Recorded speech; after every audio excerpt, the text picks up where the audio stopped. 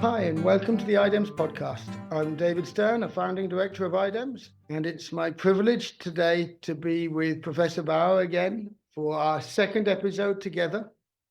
We had a recent episode where he told us about the long history he's had working on millet head mine, and we said in that episode that we would have another episode where we would go into the details of the team he has built. Baoua, welcome. Thank you. I'm so happy to be here.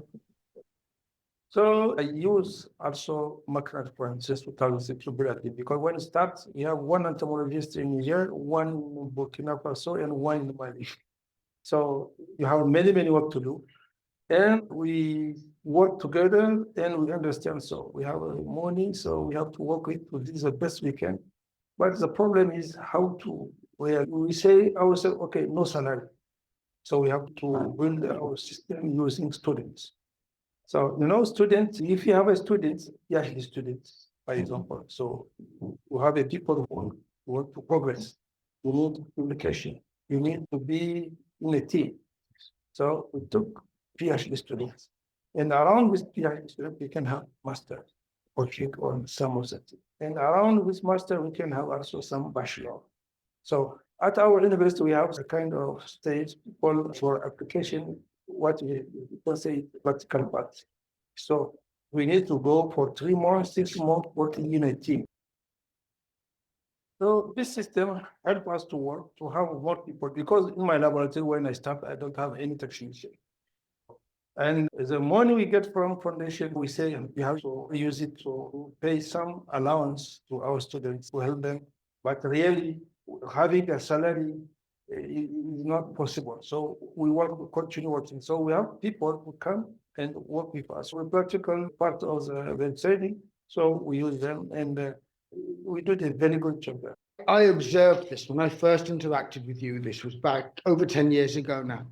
And I was astounded at already then the way you had this pyramid of students, where you had your doctoral students. At that point, I don't think you had many postdocs, people who'd finished the doctorate there. But you had your doctoral students helping the master's students, being part of their supervision. You had the master's students being part of the supervision of the bachelor students. And it meant you had this immense number of students, which was unimaginable for other projects. And it's this thing which I've mentioned in other cases, and I've learned so much from observing people like yourself, seeing constraints as opportunity. In your environment, you had a manpower constraint. There weren't the people there to do the work. And you turned that constraint into your greatest strength, because now the people who you trained like that, they're becoming experts. They're becoming well-known. They're getting employed by universities across the countries, the 3 countries. They're getting employed in the national agricultural research centers. And you have this immense team of people who have gone through all with this same mentality of how to build teams, how to use the students as part of their education to get the real experience as part of these really important projects. So I think this helped very much because we built a team, and now I think the laboratory have a good capacity, human capacity. And this also, we did it with the support of the community practice. Because in the community, we have everything. If you remember, many times we work for writing paper, for analysis, for some learning some new tools, for map, for survey. So we have a good support from the foundation, crowd for our community.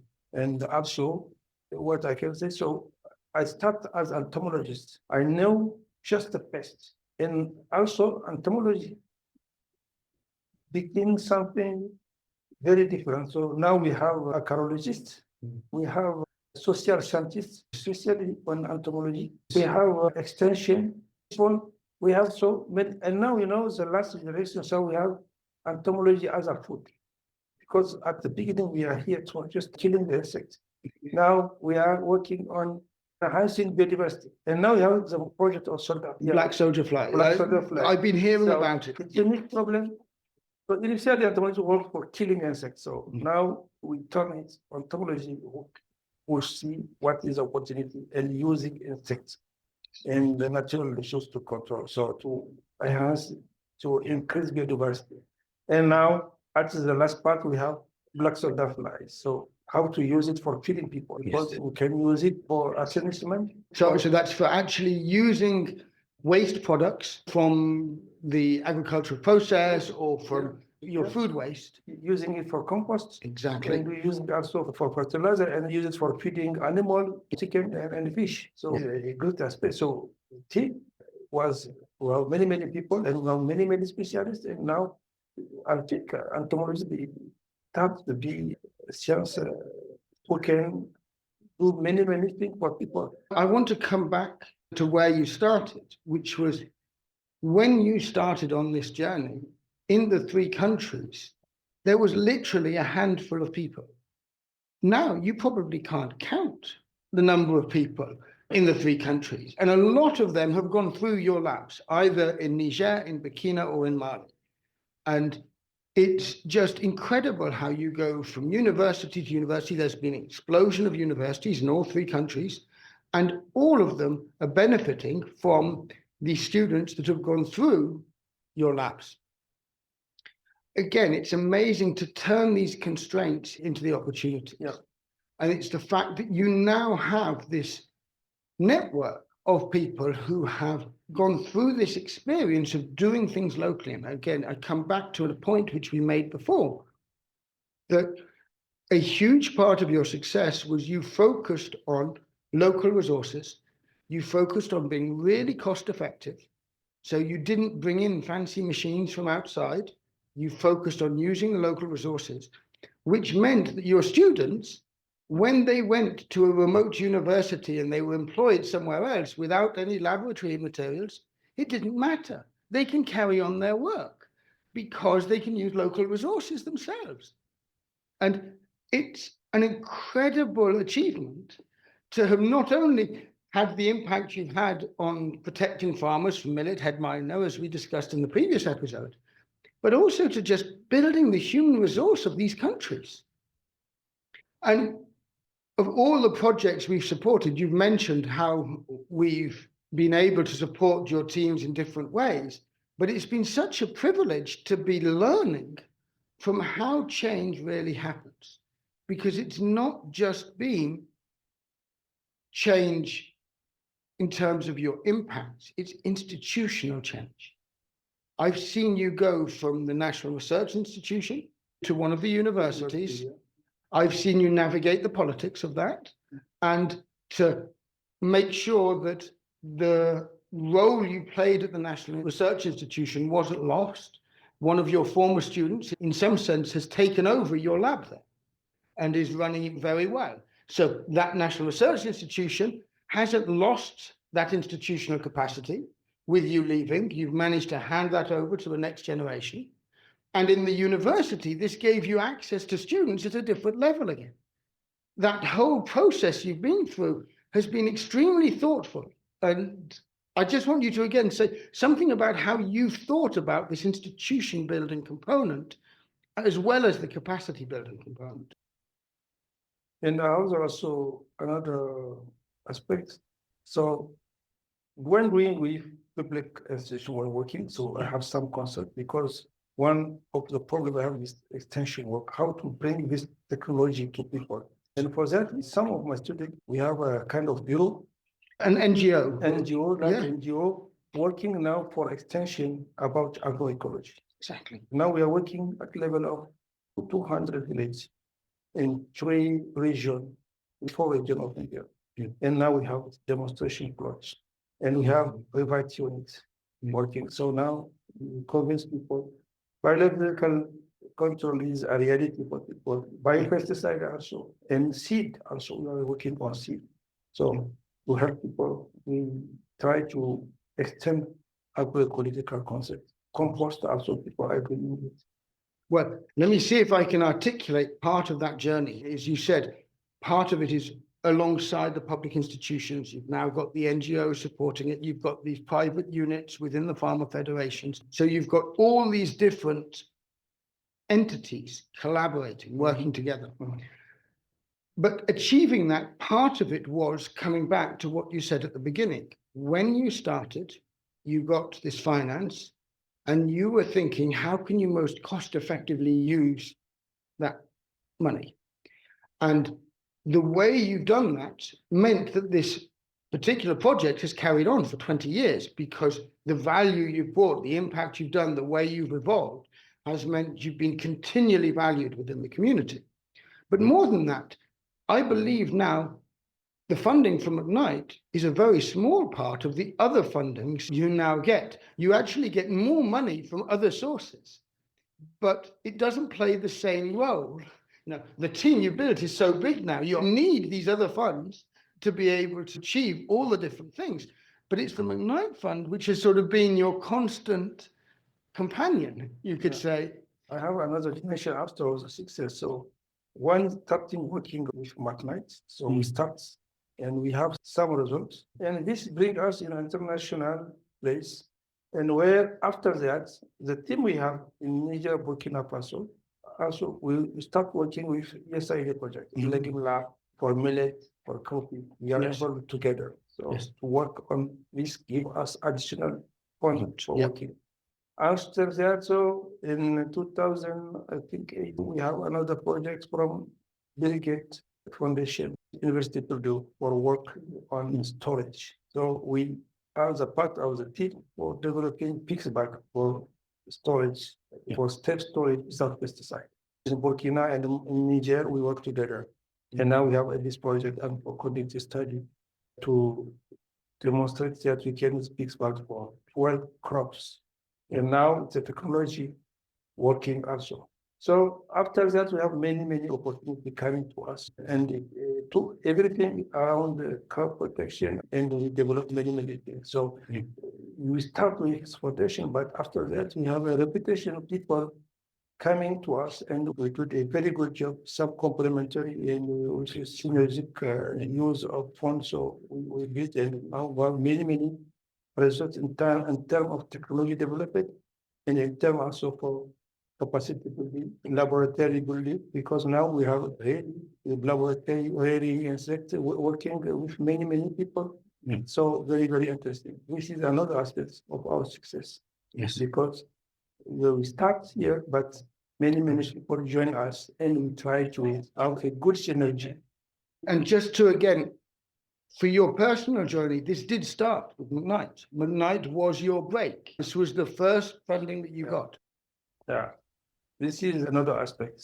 We have a team working with many partners. And I think McKnight being the first, McKnight was your first big break. And when you've had these other opportunities, I've seen the way you kept McKnight as a source of innovation. In many ways, it's given you the space to evolve, to push yourself, to go beyond, because a lot of the other funding, you've had to deliver on what they want or on what's needed for that funding. Whereas with the CRFS funding, which was formerly CCRP, you've been given the space to say, well, what needs to be done, and have that long-term approach. We have this kind of meeting, and we have also a visit from the foundation in our country when it was possible. We have a regular Zoom meeting. And it's been really, for me anyway, it's been fascinating to see how your project is one of the ones where, as you say, we've given specific pieces of support, but we've very rarely given the same piece of support twice. Because as soon as we've supported one member of your team, ODK, for example, we mentioned this as something where when you first saw it, you then took it and you ran with it. We then didn't support anyone in your team. You made sure everyone in your team was using it. And this has been why it's been such a powerful collaboration, that we can therefore be helping you to innovate, helping you to take that next step, to challenge you in some sense to go beyond your entomologist background into the social sciences. And that mutual stimulation has been extremely, I think, beneficial to the community, and the role you've played in building this community is immense. In French, they call you le doyen. which Yeah. is like the dean. You're the. And I think I have a chance to meet good people in my study. So we have very fantastic, serious people. We are really engaged in the development of the country. I have the chance, I think I have good collaborators. I don't remember a time we have a problem with one student or no. Everything is very cool, is well doing. But this is about making your own luck in that way. You've had this amazing pyramid, and you've had a really concrete way of actually making sure that those who are serious, those who work well, who are engaged, you give them the opportunity to grow. And you've done that. You know, it's been an inspiration for me. I've been involved in capacity building across the continent, you know, maybe in East Africa more than West Africa, but I'm now trying. But you are one of my inspirations on this, and how using the funds we have well can enable that capacity to build and to build institutions. It's been inspirational watching you on this. But I do want to finish by saying, what's next? And, you know, where are you going? I think we work now, we establish a team at each country. We have young scientists now. I'm a part of the first generation of scientists, but we have now a second generation who is in business, in the laboratory for work, but they need help to continue working because, you know, now I think the effect of climate change, very, very. So we have more insects, so they need to work again together. And I think the private units need also help. When we start, it's just a place, but now we have to build something very consistent, very sustainable. So they need help to bring more technology to them, to bring more equipment, or to help.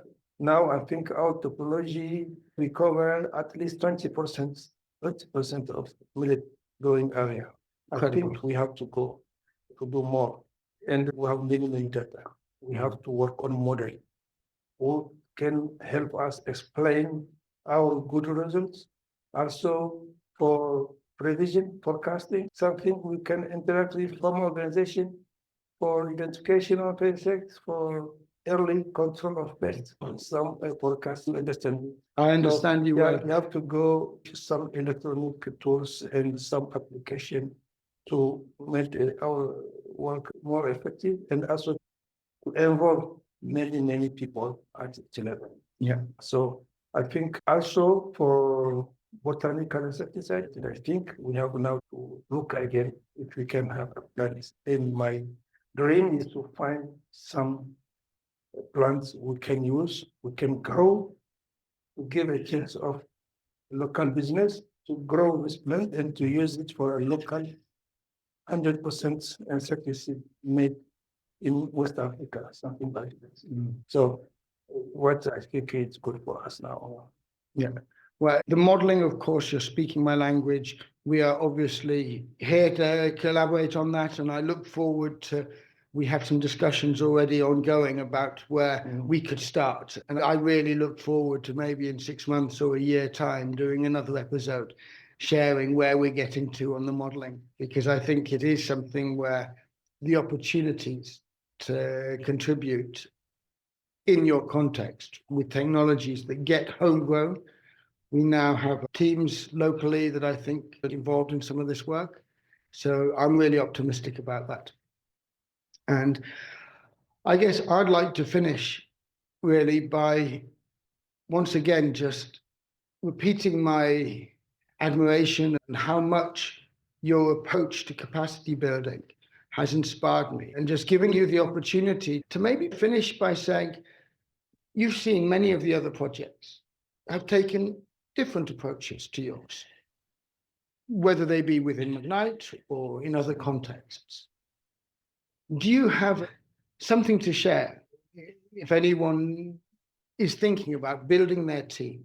What are the things which you could finish by saying, which might help a young researcher who's getting their first grant? What should they think about? Okay, I think since I stopped everything for me with McKnight, and you have to do good work. When you see entomology in Europe, it's different entomology for agricultural in America, in Russia, anything, you know, it's different. we don't have the same context. So we have to work in entomology in Africa. And what we are doing is different. So you are a scientist, we are here, you have to work for our people, we have to work for the interests of our people. You have to be patient. And the problem we have many dimensions. So we have to work with many people. At the beginning, entomologists have to look for insects.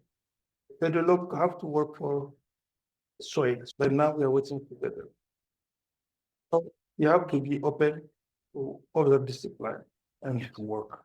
And you have to exchange also with scientists anywhere in the world, American, in South America, North, in South America, in Europe. So you have to exchange even in Africa.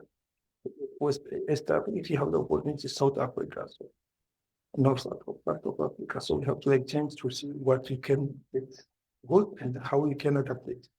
And also in Africa, our system, you have to look behind you to help young sisters coming without application for practical work for people for agricultural college. It's very, very interesting. So you have to look, especially in our case, we have to look and you have to help them to build their own career also. Let me just summarize what I've heard. You've got to be patient. You've got to build the capacity of others behind you to become part of your networks. And you've got to collaborate across discipline, across countries. But you're not looking to replicate what is happening elsewhere. You're looking to find ways to make it locally adapted, to make it really relevant and embedded in the local cultural context, but not just cultural, the realities of your context.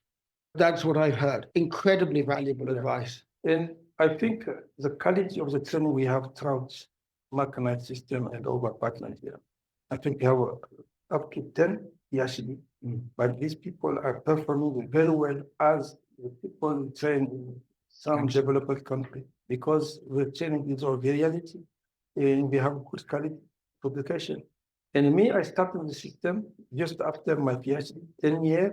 I don't do anything because of our initiatives. But when I started my work here, now I am at the top of my career in university because the work I do helped me having good technical file, good publication. So I think something we have to learn and try to replicate anywhere. Let me just draw out that last point if I've understood it correctly, because one of the things you're saying about the success is the success needs to be multidimensional. You need to be focusing on impact and on the local context. But actually, the fact that you're finding that success within local institutions, but it's international level success. So it really is building that research profile. The quality of your research is, internationally recognized. Having that combination is hard. And I have so much admiration for how you've managed to do this. And I would like to just say one last thing from a personal aspect. I've had many students who I've helped to get international opportunities. And I've had some students who I've managed to supervise within African contexts and support them in their local institution. And what I found really interesting is those who go out, when they come back, culturally, it is difficult for them to reintegrate. Those who develop, as you have done in the local institutions, it's much easier for them to succeed within the institutions because they built, especially if they're doing high quality work, they built those competencies within those institutions that they are now embedded within. And so I love this advice that you're giving. Let's get those high quality PhDs in local institutions. And I think that's great advice. Having international visits to go and see other things, great, that's part of that education. But let's see if we can embed those high quality PhDs in the local system. Thank you so much. Always an inspiration. And McKnight help out the community and the resource we have for training very well. Absolutely. I really appreciate that we have a role in providing that support. And this is so rare. I wish more funders would do this, would actually not just think about giving the money, but creating the environment for success. I think McKnight concept is the best I've ever seen. Since 20 years ago when we start, so we have something like inclusivity, cooperation, many things, independence to local resource, something like that, involving farmers research. So everything. We have something, some value for the work, and it help. And we have many challenges come. You have COVID is coming, we have work together. And now we have insecurity, everything is working. Because here in Maradi, in Niger, I can't go in Terra.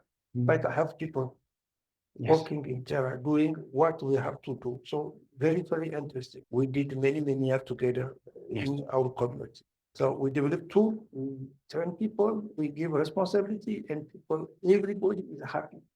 Right. I think the way working in regional team of people helping very good. And now we have a special team, we have a good results. Very interesting. What I can say, having the privilege of being both on the ground, working directly with the likes of you, but also sitting with the leadership team in their meetings, what I can say is that the appreciation is mutual. The respect they have for the work that you're doing specifically, but the whole community and the way that work is happening.